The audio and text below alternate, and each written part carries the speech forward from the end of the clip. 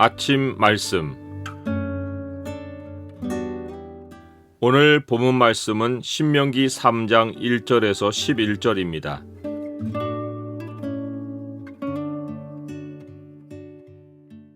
오늘 본문을 약속의 창으로 보면 하나님의 말씀을 따를 때 왜 두려워할 이유가 없는지가 보입니다. 약속의 창을 보여주는 구절은 3장 2절입니다. 여호와께서 내게 이르시되 그를 두려워하지 말라. 내가 그와 그의 모든 백성과 그의 땅을 내 손에 넘겼으니 내가 헤스본에 거주하던 아모리 족속의 왕 시온에게 행한 것과 같이 그에게도 행할 것이니라 하시고, 이스라엘이 아모리 족속 헤스본 왕 시혼을 죽이고 그의 땅을 차지한 것이 가나안 정복의 첫 승리였고 이스라엘이 소유로 얻은 첫 기업이었습니다. 이스라엘은 38년 만에 처음으로 하나님이 자기들을 위해 어떻게 싸우셨는지를 체험했습니다. 시혼이 화평을 거부하고 이스라엘과 맞서 싸우러 나왔을 때 여호와께서는 모세에게 이렇게 말씀하셨습니다. 내가 이제 시온과 그의 땅을 내게 넘기노니 너는 이제부터 그의 땅을 차지하여 기업으로 삼으라. 넘기노니라는 말은 넘기기 시작했다는 뜻입니다. 이후 여호와께서는 실전이 벌어졌을 때 완전히 그를 이스라엘에게 넘기셨고 이스라엘은 마침내 그 세력을 쳐서 점령하고 진멸할 수 있었습니다. 이처럼 전쟁 과정은 세 단계를 거쳤습니다. 여호와께서 대적을 넘겨주기 시작한 단계, 실전에서 넘겨주신 단계, 그리고 전쟁에서 승리하는 단계입니다. 첫 단계로서 전쟁의 승기가 보이기 시작했던 표시는 하나님이 시온을 치라는 명령을 내리셨을 때 모세는 화평하기를 시도했지만 시온이 화평을 거부하고 전열을 갖추고 싸우러 나온 것이었습니다. 언뜻 보면 상황이 악화하여 전쟁의 승기가 불확실해진 것이 아닌가 하겠지만 시온이 화평을 거부하고 싸우러 나온 것이 하나님이 싸움을 명령하신 대로 상황이 벌어진 것이었고 일이 말씀대로 전개된 것이 하나님이 전쟁의 승기를 주시기 시작한 표시였습니다. 말씀대로 전쟁이 벌어진 것은 승리한 것이나 다름없었기에 이스라엘이 그들을 맞서 싸움터로 나간 것은 이미 이긴 싸움을 확인하러 나간 것이었습니다. 그리고 마침내 전쟁에서 승리한 것은 하나님이 시작해 주신 일을 하나님이 마치시는 현장을 목격한 것입니다.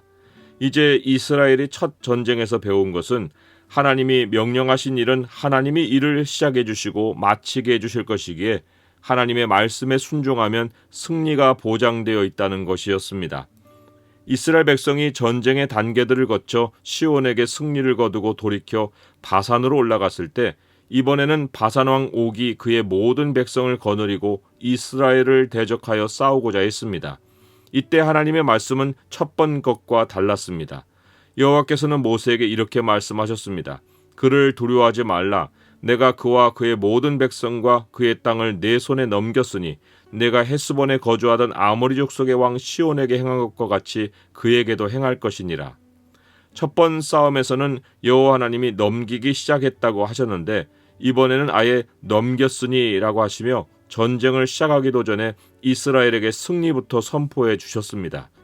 이제 이스라엘에게 요구되는 것은 전쟁에 나가 승리를 거두는 행동이었습니다.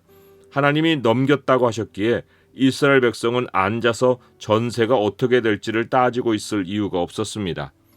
하나님의 말씀에 순종하는 방식은 모두 이와 같습니다. 우리가 말씀을 받을 때는 앞으로 이루어질 말씀을 받는 것이지만 실상은 이미 이루어진 말씀을 받는 것입니다. 하나님의 모든 말씀은 주님이 이루셨고 하나님이 우리를 이끄시는 상황은 주님이 모두 승리해 놓으신 현장입니다. 이제 우리에게 요구되는 것은 말씀을 믿고 행동하는 것이지 말씀을 이루려고 행동하는 것이 아닙니다. 이스라엘의 정복 전쟁을 예로 들면 백성이 하나님의 명령을 받은 대로 나가서 정복하면 되는 것이었고 정복하기 위해 나가는 것이 아니었습니다. 또 하나의 예를 들면 주님이 내일 일을 염려하지 말라고 하셨으면 염려하지 않고 내일을 맞으면 됩니다. 내일을 염려하지 않으려고 할 필요가 없습니다. 말씀을 듣고 믿었으면 그대로 행동하면 됩니다. 행동으로 실천해서 믿어보려고 하는 것은 말씀에 대한 순종이 아닙니다. 말씀에서 확인했으면 믿음으로 행동하면 되는 일을 자꾸 미심쩍어서 다시 주저앉아 기도하고 다시 이건가 싶어 기도하고 그렇게 하면 자책감만 늘어나고 한 걸음도 전진을 못합니다. 이것은 아예 처음부터 말씀을 잘못 이해했거나 믿음이 불신으로 바뀐 것입니다. 기도가 반복되는 것도 요청이 간절해서일 수도 있지만 안 이루어질까봐 조급증이 나서 생각날 때마다 기도하는 것일 수도 있습니다. 안 이루어질 가능성을 예측하고 기도를 쌓아서 이루어질 가능성을 높이는 것은 말씀에 기초한 기도가 아닙니다. 이런 기도는 기도를 드리면 드릴수록 초조해집니다. 결과에 몸이 달아버립니다. 이런 기도를 하면 기도에 대해 배운 것이 아무것도 없기에 그 다음 제목으로 기도하는 일은 기도에 지친 후에 한참 기도를 쉬고 다시 이 일이 급해질 때나 시작할 수 있습니다. 말씀을 듣고 믿음이 생겨 하나님께 드리는 간구는 반드시 그 말씀대로 이루어질 것을 확신하기에 더 주를 향해 간절해지고 더 주를 의지하여 기도하고 싶어지고 기도할 때마다 승리를 선포하고 하나님께 감사하게 됩니다. 말씀하신 주님이 그 말씀에 따른 일을 시작도 해주시고 그 일을 마치기도 하실 것을 확신할 때라야 그 중간 과정에서 우리가 말씀에 순종하는 일이 일상과 맞물릴 수 있습니다. 우리는 그날 주어지는 일을 하면 됩니다.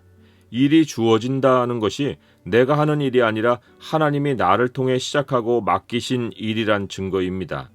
말씀 순종이 일상과 맞물려 있지 않으면 순종은 항상 무슨 특별 프로젝트 같이 되어서 일상과 분리되고 마침내는 내가 지쳐버려서 다시 기운을 차리기까지 순종은 베란다 뒤쪽 구석에 집어던져 놓은 빗자루같이 되고 맙니다.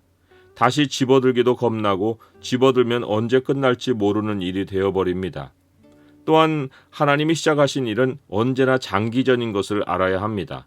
이스라엘 백성이 헤스본 왕 시온과 바산 왕 옥을 물리쳤다고 정복이 끝난 것이 아니었습니다.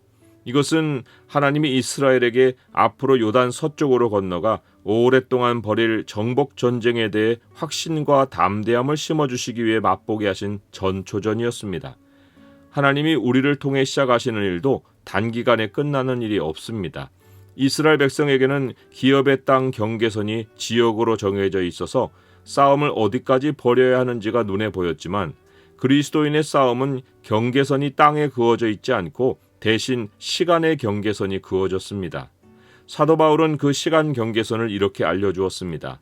너희 안에서 착한 일을 시작하신 이가 그리스도 예수의 날까지 이루실 줄을 우리는 확신하노라. 그리스도 예수의 날까지라는 시간 경계선은 우리가 결코 빨리빨리 해서 이룰 일이 없고 한 세대에서 끝내는 일도 없고 땅에서 결과를 낼 일도 없다는 것을 알려줍니다. 이 시간의 경계선이 하염없이 우리를 하나님 앞에서 겸손하게 하고 또한 얼마나 우리가 특별한 일을 하던 습관에서 다시 매일매일 맞는 일상의 중요성과 소중함으로 돌아와야 하는지를 가르칩니다. 사랑이란 성품이 하루아침에 자리하지 않듯이 하나님이 시작하신 일도 우리가 성숙해감에 따라 일평생을 통해 하나님이 이미 작정해 놓으신 열매로 나타나는 것입니다. 바산왕 옥의 침상은 길이 4m, 너비 1.8m로 2평이 넘는 방 크기였습니다. 그가 얼마나 거인이었는지를 보여주는 명백한 증거입니다. 하지만 박물관에서 큰 공룡을 보면 입이 벌어져도 무섭지는 않듯이 세상 세력은 보기만 놀랍지 다 죽은 존재입니다. 그들을 보고 두렵기까지 하다면 박물관 사자를 보고 발이 땅에 얼어붙고 얼굴이 질려버린 것과 같습니다. 주님은 승리하셨고 마귀는 박물관 사자와 같습니다. 말씀을 믿고 담대히 살면 전에는 미래가 나를 두렵게 했는데 이제는 내가 미래를 가르며 나갈 수 있습니다. 매일 주님 말씀을 듣고 담대히 믿음으로 나아가면 우리는 매일 주님이 승리해 놓으신 상황을 만나게 되는 것입니다.